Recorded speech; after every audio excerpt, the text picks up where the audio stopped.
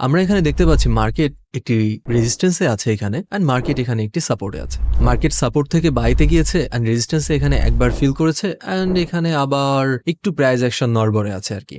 So এখানে কিন্তু আমি ডবল টপে সেল করতে পারি, বাট আমি সেল করব না, কজ আমার এখানে তো আমার কোনো প্রি প্ল্যান নাই। সো মার্কেট যখন এখানে আসবে আমি তখন বাই করব।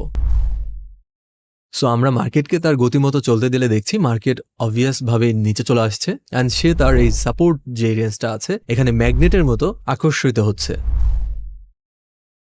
আরএসআই কে অলরেডি দেখছি কিন্তু এখানে একটি ওভার বট ছিল, বা আমি এখানে লো দেখছি, এখানে আর একটা লো, বাট এটা হায়ার লো, আর আমার এখানে একটি লো এন্ড এখানে একটি লো আর লো। সো আমরা এখন এখানে ওয়েট করব, মার্কেটকে আরো যেতে দিব। মার্কেট চলে আসছে এন্ড মার্কেট কিন্তু আমার এখানে ডাইভারজেন্স ক্লিয়ারলি দিয়েছে। সো এখানে অবভিয়াস ভাবেই আমার সুন্দর একটি বাই ট্রেড চলে আসছে। আমি এখানে সুন্দর করে একটি চ্যানেল রাখতে পারি and here is the by setup. আমার এইখানে এই টপের ঠিক রেজিস্ট্যান্সের আগে থাকবে, আমার একটু নিচে থাকবে, সাপোর্টের নিচে আমার ট্রেড সেটআপটা থাকবে এন্ড মার্কেটকে মুভ করার সুযোগ দিতে হবে। সো লেটস সি আমাদের প্রাইস কি করে। প্রাইস সুন্দর করে একটু নিচে আসলো, ঘুরে গেল, প্রাইস আরেকটু নিচে এসে বুম, নাইসলি ডান। এন্ড এটাই হচ্ছে আপনার প্ল্যানিং করে ট্রেড করা, ট্রেডিং রিফ্লেক্স।